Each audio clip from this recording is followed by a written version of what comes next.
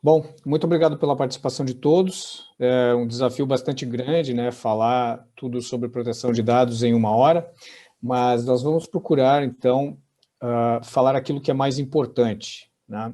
Nós vamos falar hoje sobre as atuais ameaças aos dados e a situação no Brasil, como é que está esta situação.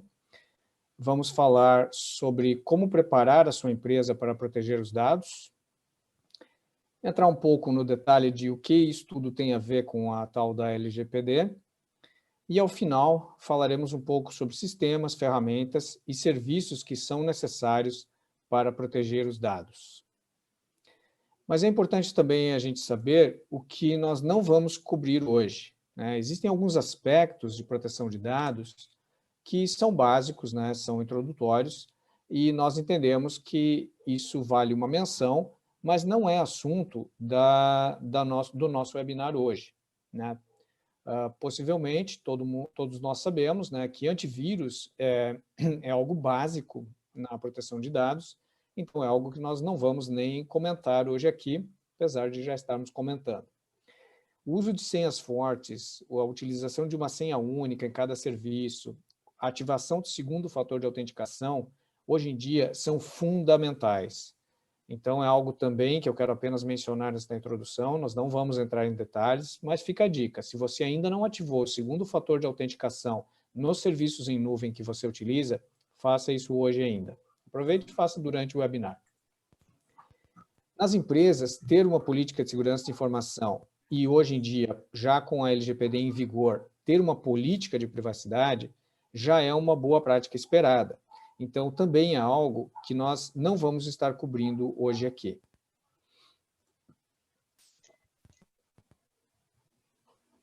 Seguindo, então, para o nosso material, eu vou usar como base o material publicado pela iTrust, do e-book Tudo sobre Proteção de Dados, que é um material bastante completo dentro deste assunto. Todos nós estamos aqui hoje em função desta realidade que se impõe. Estimativas mostram que ataques de hacker geraram perdas de 280 bilhões para as empresas. Todos nós temos possivelmente um amigo, um conhecido que trabalha numa empresa que já teve ou uma invasão, ou um sequestro de dados, ou um vazamento de dados, ou uma situação que colocou os acessos das pessoas em perigo. Durante o home office motivado pela pandemia, o número de ataques a empresas brasileiras cresceu muito. E nós temos diversos especialistas falando todos os meses na imprensa que o Brasil está vulnerável aos cyberataques. Nós ainda temos uma cultura que precisa evoluir na proteção de dados, e agora, com a entrada em vigor da LGPD no ano passado, talvez, né, pelo lado ruim, algumas multas que já estão sendo aplicadas na Europa passem a ser aplicadas aqui no Brasil também, e acabem motivando, então, as empresas a fazer os investimentos necessários, né? E também não vamos só criticar as empresas, né, porque existem custos, existe complexidade, existem muitos desafios para saber como proteger os dados. E nós vamos abordar alguns desses desafios aqui nesta apresentação, até passando um pouco de teoria, um pouco de metodologia, para que você se influencia ou se é responsável pela proteção de dados na empresa, você possa contribuir na sua empresa a melhorar essa situação, diminuindo o risco, reduzindo as perdas financeiras, perdas de imagem que são possíveis de serem geradas com incidentes de segurança da informação, incidentes de vazamento de dados. A gente ouve falar, né, e já foi capa da Economist, que os dados são um novo petróleo. Muitas empresas, né, que trabalham com uso de dados de pessoas, né, e aqui citamos, as mais conhecidas são as redes sociais, né, são empresas que mineram esses dados e se tornaram já algumas das maiores empresas no mundo atualmente. Tudo isso levou a uma regulamentação dos dados pessoais e a utilização de dados, que vamos comentar mais adiante, mas tudo isso mostrou também a importância da proteção de dados dentro das empresas. Nós temos visto vazamentos de dados em grandes empresas, né, temos visto perdas financeiras muito grandes relativas ao vazamento de informação e a pressão pela adoção de boas práticas de proteção de dados tem crescido. Dentro dessas boas práticas, né, cabe comentar aqui, no Brasil a gente tem a norma da ABNT, ISO 27001, é uma norma brasileira, que é uma norma muito utilizada na segurança da informação e proteção de dados, e mais recentemente também a ISO 27701, que é específica de proteção de dados pessoais, que são boas práticas, fica a dica aqui para quem tem interesse nesse assunto, pesquisar essas informações para se aperfeiçoar na proteção de dados. E o caso do Brasil, como é que a gente está? Então, nós temos estatísticas, né, que o Brasil é um dos países, nós que estamos no Brasil, estamos mais propensos a sofrer vazamentos de dados. O risco calculado é de que 43% de uma empresa brasileira sofrer um ataque, o que é muito acima, né, de outros países, como a Alemanha e a Austrália, 2 exemplos são colocados aqui. Né? A gente está 3 vezes, quase 4 vezes acima da probabilidade de países como a Alemanha e a Austrália. Nós temos um número de mais de 1,5 bilhão de ataques cibernéticos, né, em 2020, no primeiro trimestre, e dados que mostram que mais da metade dos casos, né, os dados comprometidos envolveram informação de clientes, e isso pode afetar muito a reputação da empresa. Né? Eu costumo citar, né, que talvez para uma empresa média que tem presença numa região, né, no interior de um estado, é forte numa região no interior de um estado, por exemplo, o maior risco, às vezes, não é nem a exploração dos sistemas num ataque cibernético, mas é a perda de imagem que essa empresa pode ter quando os dados de clientes são comprometidos. Né? Então, é muito, muito arriscado um vazamento de informações, principalmente em empresas que guardam dados sensíveis de clientes. E olhando aqui o Verizon Data Breach Report de 2020, este aqui é um report também que fica a dica para quem quiser reler um pouco mais a respeito. O Data Breach Report, ele trabalha em cima de dados de vazamentos que aconteceram. Então, são investigações realizadas em cima de vazamentos e violações que efetivamente ocorreram nas empresas, que foram analisadas, reportaram incidentes. Então, esses dados são muito precisos. E o que é que a gente vê aqui? A gente vê que em quase 60% dos casos, as vítimas tiveram dados pessoais comprometidos. Praticamente todos, né? Estou falando aqui de 90% das violações, tiveram motivações financeiras. Então, é muito importante ter isso em mente, você que está preocupado ou está responsável pela proteção de dados das empresas. Os atacantes têm motivações financeiras. Eles têm dinheiro para investir, têm tempo para investir, para quebrar a segurança da sua empresa, se eles quiserem fazer isso. E 40% aproximadamente das violações roubaram ou utilizaram credenciais internas. Credenciais que dão acesso a dados, muitas vezes credenciais de administradores e operadores de sistemas, e não somente credenciais dos usuários de negócio. Então, dado este cenário de um aumento crescente de risco e essas realidades de como esses ataques ocorrem, trazemos aqui as informações, né, e a nossa visão, com bastante tempo de experiência fazendo isso na prática, para você que quer saber por onde começar e como fazer a proteção de dados efetiva na sua empresa.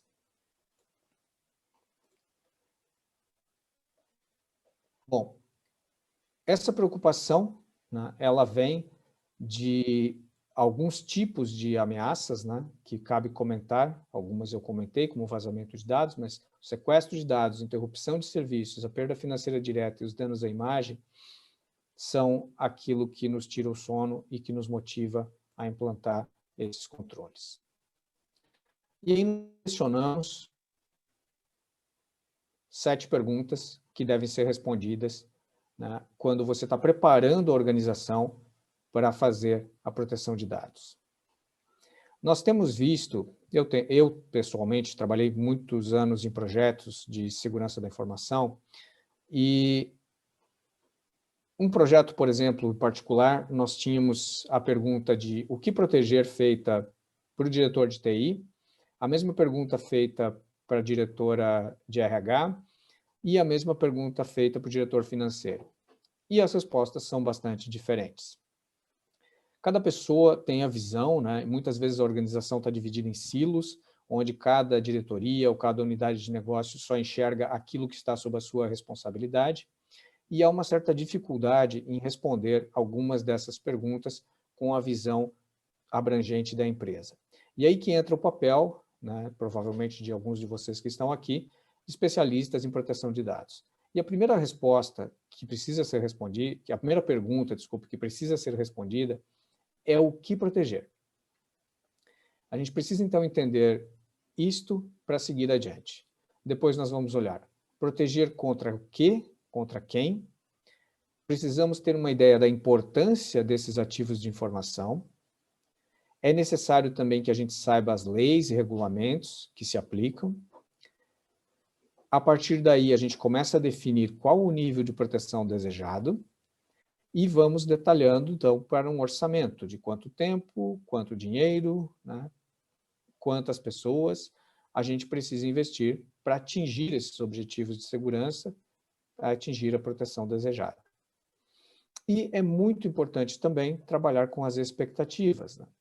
Entender dentro da empresa todos os stakeholders, né? Os diretores, os clientes, os usuários, às vezes os acionistas, às vezes também precisamos envolver os fornecedores, né? Às vezes temos clientes e clientes dos nossos clientes que também são envolvidos, entender essas expectativas de todas as partes interessadas em relação à segurança da informação. Então, seguindo, olhando em como preparar a organização para a proteção de dados, vamos olhar um pouquinho mais em detalhes cada um dessas perguntas. Bom, a primeira pergunta, no que proteger, nós precisamos nos focar nos ativos da organização que necessitam de proteção.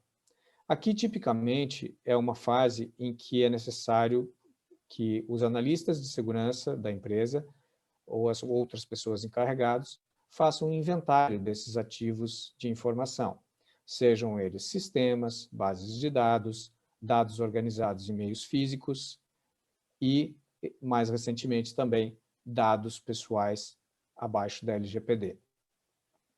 Então, sabendo o que proteger é a partida para nossa preparação na proteção de dados.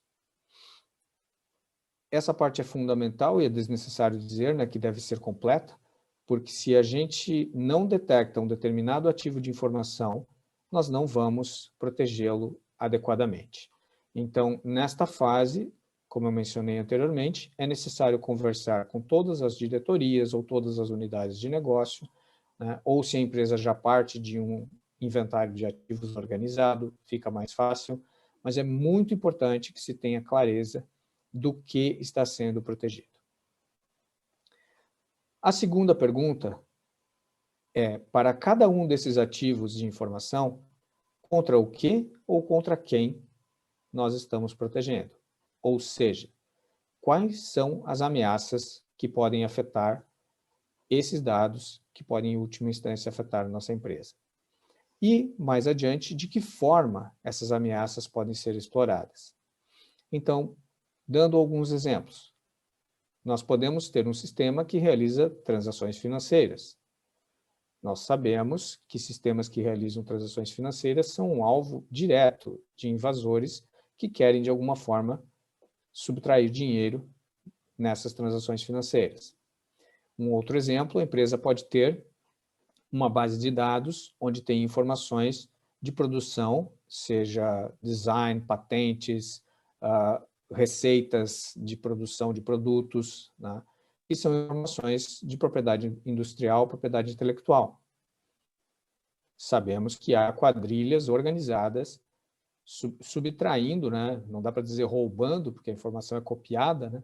Mas subtraindo essas informações das empresas e vendendo essas informações para empresas concorrentes ou, eventualmente, para organizações criminosas.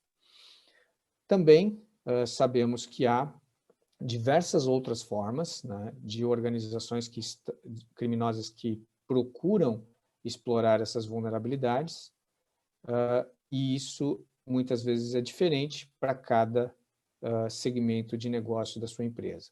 Então, você precisa identificar estas ameaças. E aqui eu foquei nas ameaças ativas, né? Mas existem ameaças também que são ameaças indiretas.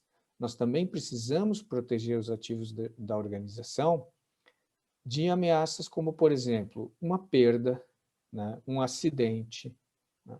Um dado, ele pode ser perdido porque, eventualmente, um notebook foi extraviado, né? Um dado pode vazar porque alguém cometeu um erro ao enviar um e-mail e enviou informações que não deveriam nunca ter saído da empresa.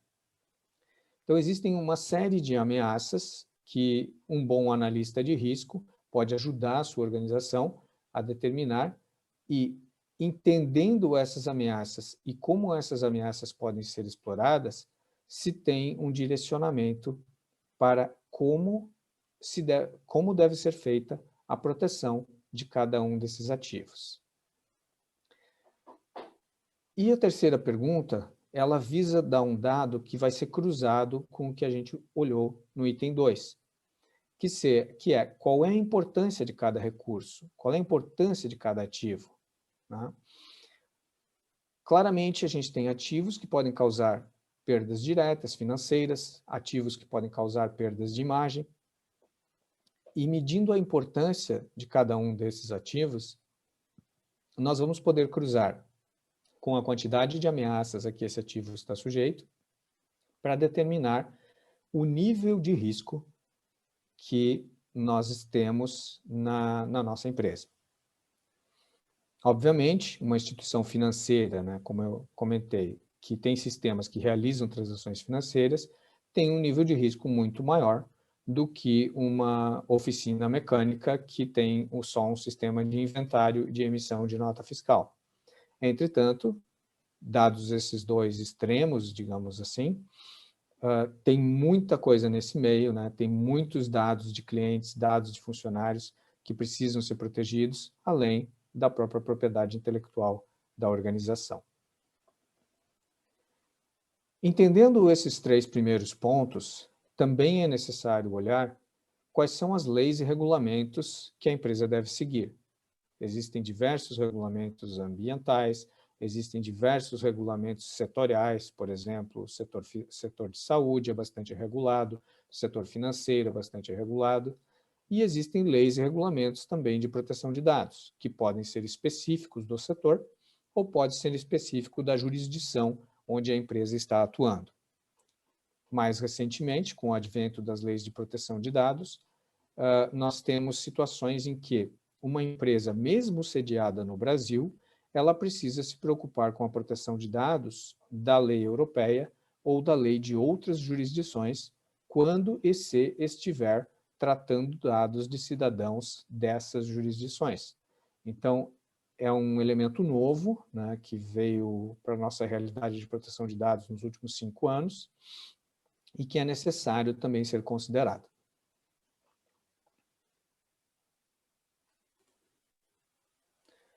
Passando então para as últimas 3 perguntas, aqui começamos já a parte mais de ação da nossa preparação da organização. Entendendo as ameaças, entendendo o valor dos ativos, nós vamos então para definir qual o nível de proteção que nós desejamos, né?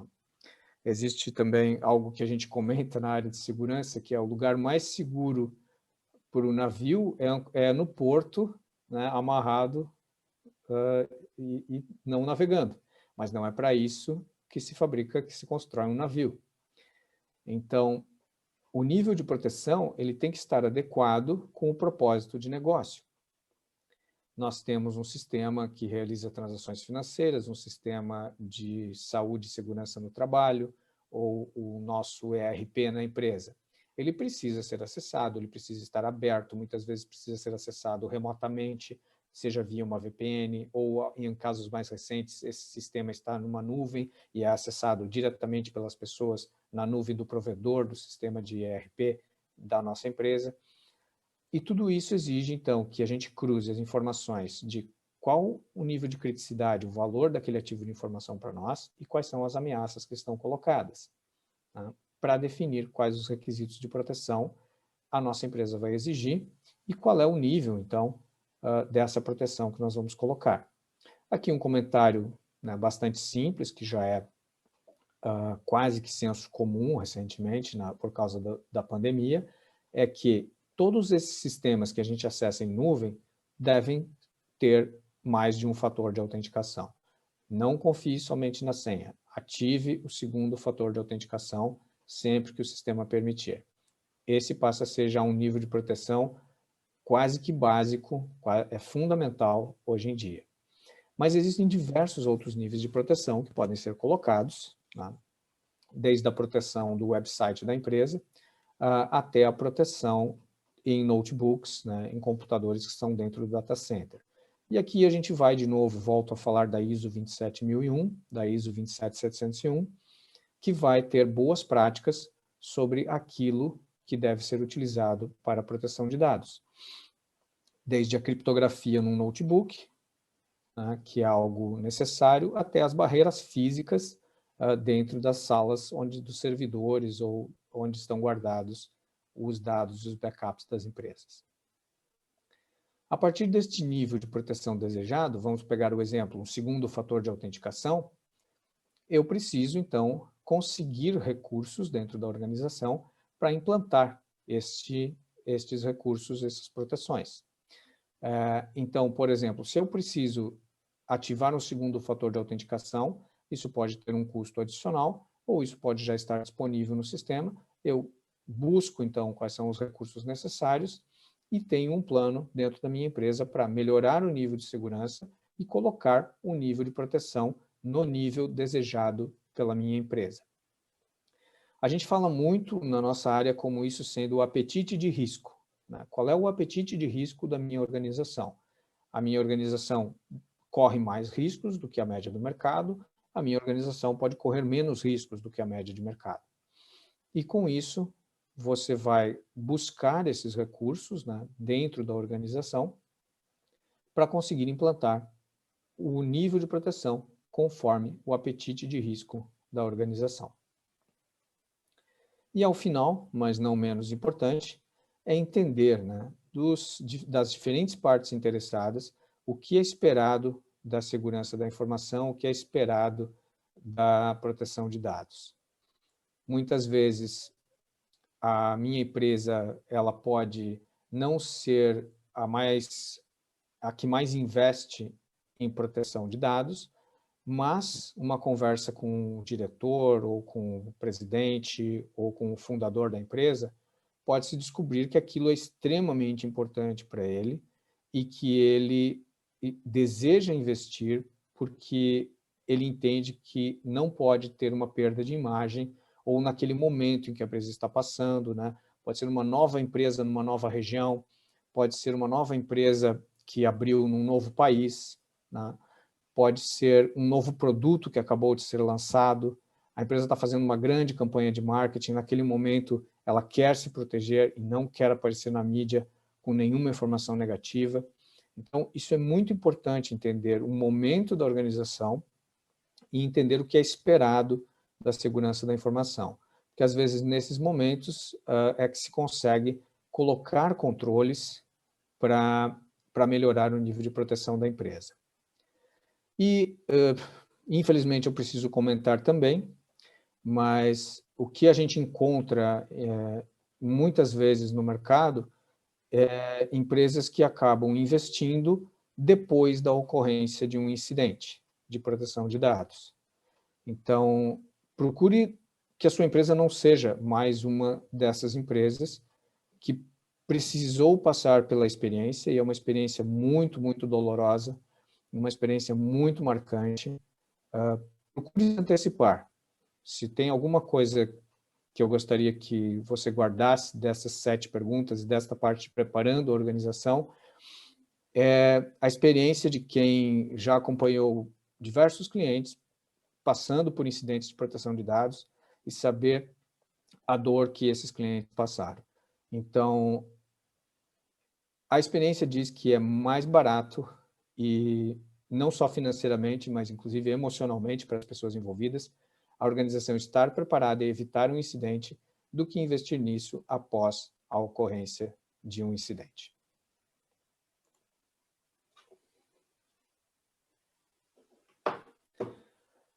Bom, não falaria do tema de proteção de dados se não falasse também de dados pessoais. Eu mencionei a LGPD, que entrou em vigor no ano passado, e ela merece um capítulo à parte no nosso e-book. Porque dentro daquela parte de análise de leis e regulamentações, se a sua empresa coleta, armazena ou faz qualquer tipo de processamento, que a lei chama de tratamento, de dados pessoais, é necessário conhecer a lei e é necessário segui-la. Ela está aqui como sancionada em 2018, entrou em vigor em 2020, teve um tempo de adequação para as empresas, pandemia atrapalhou bastante, e a gente vê um movimento grande no mercado hoje de adequação à lei. Então, lembrando, a lei protege dados pessoais, que são os dados relacionados a uma pessoa física ou uma pessoa natural, e visa resguardar direitos fundamentais de liberdade, intimidade e privacidade dos cidadãos e dos consumidores. De minha parte, o que eu guardo muito das definições da lei para o meu dia a dia é que a lei veio deixar muito claro que a propriedade do dado pessoal é da pessoa às quais os dados se referem. A lei chama essas pessoas de titulares, né? Então, a propriedade do dado pessoal, claramente, no Brasil, desde 2018, é do titular de dados. Então, isso já era um entendimento, digamos assim, pelo Marco Civil da Internet, mas hoje não há mais nenhuma dúvida, e as empresas, então, que armazenam dados pessoais, elas estão tratando esses dados, mas em nenhum momento, nenhuma empresa pode entender que tem propriedade sobre esses dados. A lei deixa muito claro que a propriedade do dado pessoal é do titular de dados. E isso é o que muda, na minha visão, todo o entendimento restante e que leva às determinações que a lei traz e às proteções, então, que as empresas precisam ter para não correrem riscos. Então, se a sua aplicação, né, abrange qualquer tipo de operação de dado pessoal, você precisa seguir os artigos da lei. E aqui a gente traz o artigo 46 para fazer um gancho com a primeira ferramenta e sistema que nós vamos estar comentando aqui, que é claro no artigo 46 que os agentes de tratamento, ou seja, as empresas, pessoas físicas, né, mas principalmente as empresas que tratam dados, devem adotar medidas de segurança, técnicas e administrativas para proteger os dados de acessos não autorizados. E aqui vem um ponto importante, né? Não tem como vazar um dado se não houver um acesso não autorizado. Né? Ele pode acontecer por um acidente? Pode. O acidente também não é autorizado. Ele é um acidente. E para atender os requisitos de proteger os dados de acessos não autorizados, é fundamental ter uma solução de gestão de identidades e acessos. E essa é a primeira ferramenta que a gente vai estar comentando aqui, dentro do item ferramentas, sistemas e serviços necessários para a proteção de dados. A maioria das empresas hoje em dia não possui um sistema de gestão de identidades e acessos, GIA ou IAM na sigla em inglês, que para garantir que as informações somente sejam acessadas por pessoas autorizadas de acordo com as autorizações formais dadas pela empresa. A utilização de um sistema de gestão de identidades permite processos transparentes, reforça a segurança e ela dá uma visão centralizada de processos que estão normalmente distribuídos dentro da organização. Eu costumo dizer que sem um sistema de gestão de identidades e acessos, É muito difícil para um diretor de TI, um gerente de TI, responder a seguinte pergunta: quem acessa os dados pessoais aqui na sua empresa? Normalmente, para responder essa pergunta, é necessário pegar a lista de usuários do ERP, eventualmente a lista do CRM, pegar a lista de usuários do servidor de arquivos, para ver que pastas as pessoas acessam, para conseguir compilar de alguma forma a informação de quem acessa dados pessoais, né, desde que eu saiba onde esses dados pessoais estão. Num sistema de gestão de identidades, isso é tão fácil quanto tirar um relatório. Por quê? Você já vai ter tudo organizado, os acessos passam por um fluxo centralizado, um fluxo distribuído com controle centralizado das aprovações, e basta no sistema de IAM ter a informação de que este perfil que está sendo dado aqui tem acesso a dados pessoais. Colocando esse tag, essa etiqueta nos perfis, a empresa consegue fazer o controle, né, e a qualquer momento ter a informação de quais pessoas, nome, sobrenome, CPF, têm acesso aos dados pessoais dentro da empresa. Agora imaginamos uma situação do incidente. Dados pessoais são vazados. 2 fornecedores podem ter vazado esses dados porque tinham cópia. Um fornecedor tem um sistema de gestão de identidades com o controle de todas as pessoas que têm acesso aos dados pessoais. O outro fornecedor não tem esse tipo de controle. Não consegue nem fornecer uma lista de quem acessou os dados pessoais dentro da empresa.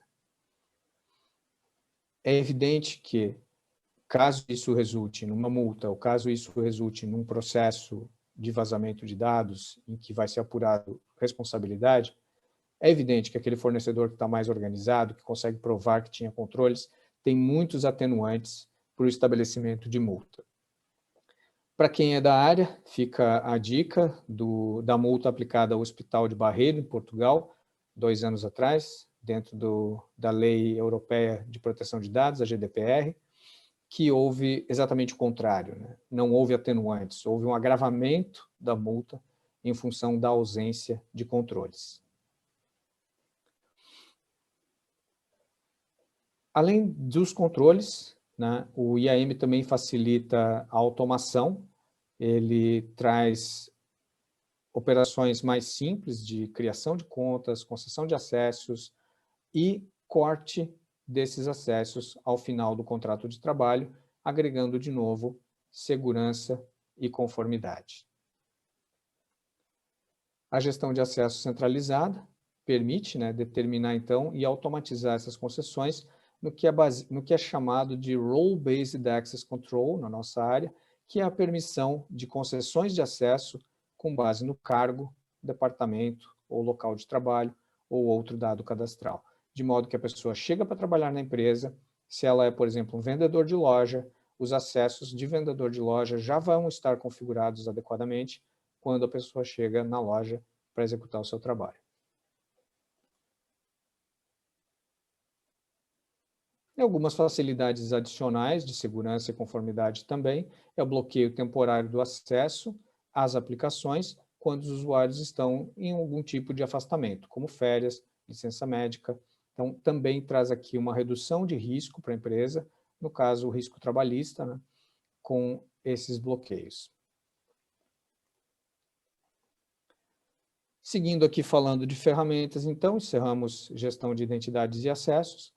Vamos falar um pouquinho de controle de acesso especificamente, que hoje é muito baseado ainda nas senhas, né? Todos nós temos aí uma quantidade bastante grande de senhas que utilizamos e, às vezes, mesmo dentro da empresa, a gente tem, sei lá, entre 5 a 10 senhas. A última vez que eu vi estatísticas mostrando a média de senhas que as pessoas utilizam dentro de uma empresa. E aí existe também um tipo de sistemas, que é o Single Sign-On. O Single Sign-On vem com o objetivo de ter uma autenticação única com uma senha que é fornecida, digamos, no primeiro acesso a uma aplicação, no dia de trabalho, você chega de manhã na empresa, conecta no sistema, fornece sua senha, se identifica, tiver um segundo fator de autenticação, fornece esse segundo fator de autenticação também, e a partir dali você navega de uma aplicação para outra, esteja a aplicação dentro de casa, dentro da empresa, esteja a aplicação na nuvem, e você faz a utilização dessas aplicações sem a necessidade de ficar digitando a senha todas as vezes que você passa de uma aplicação para outra. Este aqui, eu costumo dizer, é um caso raro em que a segurança da informação aumenta a satisfação dos usuários, a gente tem muito mais segurança e os usuários ficam mais satisfeitos porque não precisam mais ficar decorando senhas e não precisam mais ficar digitando senhas. Lembrando novamente, múltiplos fatores de autenticação podem ser utilizados. Segundo fator mais utilizado é aquele token de 6 dígitos, né, que a pessoa digita, gera muitas vezes no próprio celular, sem a necessidade de um outro hardware, e garante um alto nível de confiança na autenticação e na proteção do acesso aos dados. Sempre lembrando, né, quando a gente tem apenas uma senha, vamos falar um pouco de incidentes também, aquela senha vaza, né, alguém, de alguma forma, instalou um vírus na máquina de uma pessoa, capturou a senha, ou filmou dentro do ambiente de trabalho a pessoa digitando a senha, essa senha vazou, e de alguma forma essa senha foi parar com um grupo criminoso, muitas vezes num país diferente. O acesso sendo baseado apenas na senha, muito difícil depois investigar um incidente de segurança da informação, porque esse acesso virá de um país, provavelmente de uma jurisdição complicada de se obter informações, e às vezes uma jurisdição que os crimes eletrônicos ou não são investigados ou nem são crimes. E por isso volto a mencionar segundo fator de autenticação no mínimo. Mesmo a senha vazando, quando é exigido o segundo fator de autenticação, se aumenta muito a segurança e a probabilidade de que se consiga fazer um acesso de uma jurisdição que depois a gente não vai poder nem investigar o que aconteceu, é muito, muito baixa. E o Single Sign-On combina essas facilidades. Ele combina a utilização de senhas fortes, simplifica então o processo e ainda tem a possibilidade de múltiplos fatores de autenticação.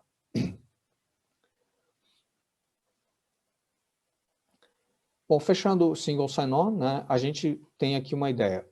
Gestão de identidades e acessos garante os processos e autorizações de que somente quem deve ter acesso aos dados vai ter acesso aos dados.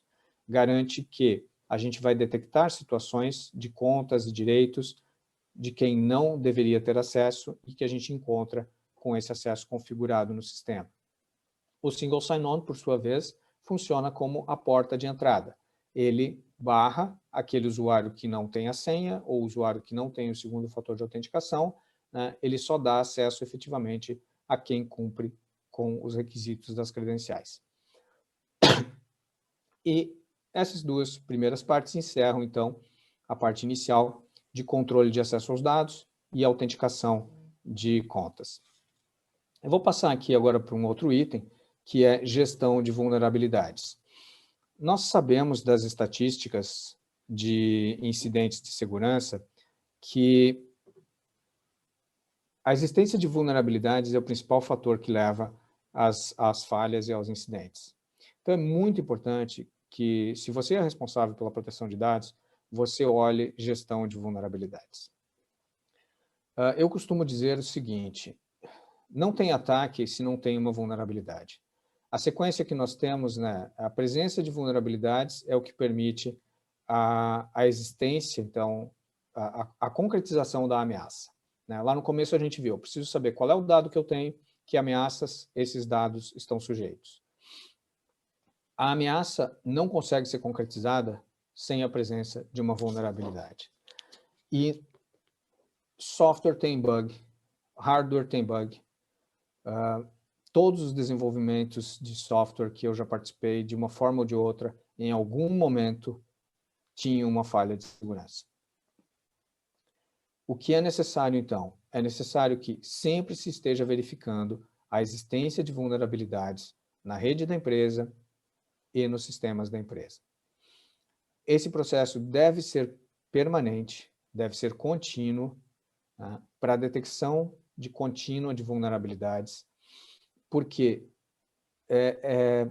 mesmo grandes falhas de segurança, houve uma, ano passado, nos Estados Unidos, que ficou muito famosa, foi considerada a maior falha de segurança da história.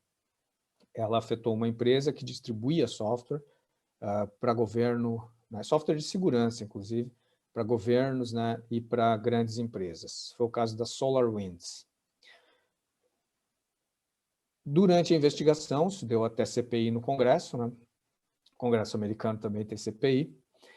Durante a investigação, um ex-presidente da empresa admitiu que é muito possível que toda a falha tenha começado com uma senha muito fraca, alguma coisa como SolarWinds 1, 2, 3, 4, que foi colocado público na internet, num repositório de código de programas.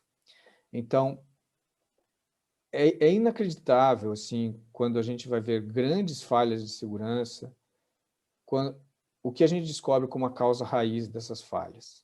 Muitas vezes é uma vulnerabilidade muito imbecil, que foi colocada em alguma situação temporária, que ninguém mais olhou, ou é aquele servidor que estava lá parado num canto e ninguém mais dava bola para ele, porque ele rodava um software que já ninguém mais usa. E é ali que acontece o início de um grande ataque cibernético.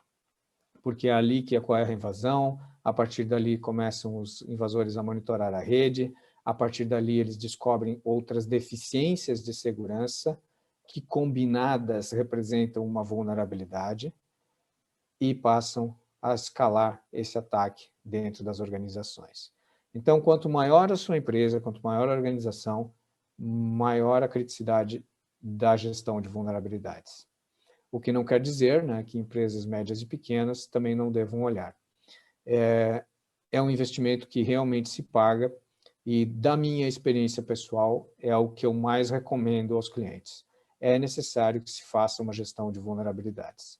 E aqui exige apenas, eu vejo, uma certa maturidade das pessoas envolvidas, que é saber que as vulnerabilidades existem, saber que vamos conviver com elas, muitas delas não vão ser resolvidas no dia que são descobertas, e é preciso, às vezes, adotar o que a gente chama de controles compensatórios, que é colocar medidas de proteção que não vão resolver a vulnerabilidade, mas vão impedir que ela seja explorada.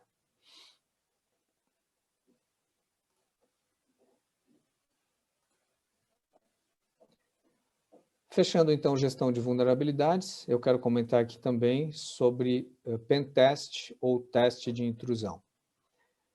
Cada vez mais importante também, o teste de intrusão, ele complementa a gestão de vulnerabilidades.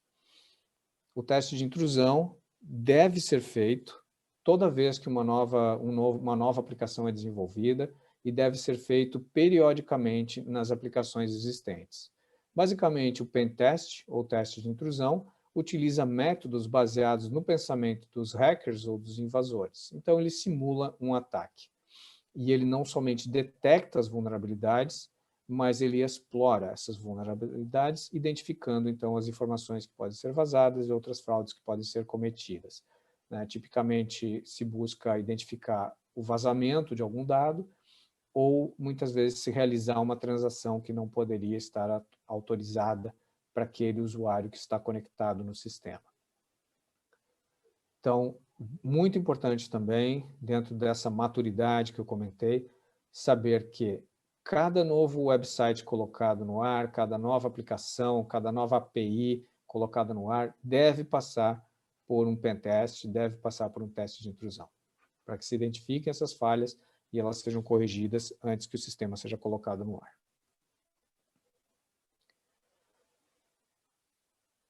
E, ao final, eu preciso comentar também a parte de serviços. Né? Uma organização não vai estar preparada na proteção de dados se ela não souber como se proteger, detectar e responder a um incidente de segurança da informação. E aqui se utiliza o conceito de SOC, que é o Centro de Operações de Segurança, né? onde profissionais especializados trabalham para estar sempre na frente do incidente. A ideia que eu comentei antes, não espere o incidente acontecer. Trabalhe primeiro na proteção, prevenindo os incidentes, prevenindo os ataques, né? Tenha uma forma de detectar esses ataques e já tenha uma forma preparada para responder esses ataques. A resposta ela vai ser, primeiro, a contenção desse ataque e depois mitigação e recuperação. São as fases clássicas de como a gente atua depois que algo acontece. Se a sua organização não tem ainda um plano de proteção, detecção e resposta, procure trabalhar nisso, né? Tão importante quanto ter controle de acesso aos dados, né? Ter o controle de autenticações baseados, de preferência, no single sign-on com o segundo fator de autenticação, é estar preparado para fazer a proteção, detecção e resposta. Bom, chegando ao final, deixando um espaço aqui para a gente responder algumas perguntas, né? Queremos deixar esse e-book está disponível através dos links aqui no próprio webinar, no chat. Você tem um link para baixar esse e-book, no qual você pode, então, seguir esses passos, começando com aquelas 7 perguntas que nós colocamos, né? Para que você consiga influenciar ou executar a proteção de dados dentro da sua empresa. Quero agradecer aqui a participação, a presença de todos. A iTrust é uma empresa que atua há 20 anos em segurança da informação. Temos um blog que recomendo acessar, com novidades e informações também bastante boas sobre segurança da informação. E deixamos aqui também alguns dos materiais, né? Temos o nosso e-book sobre gestão de identidades e LGPD, temos um guia completo também sobre a implantação da LGPD e proteção de dados pessoais, nosso e-book de segurança da informação e outros materiais que estão disponíveis no nosso website.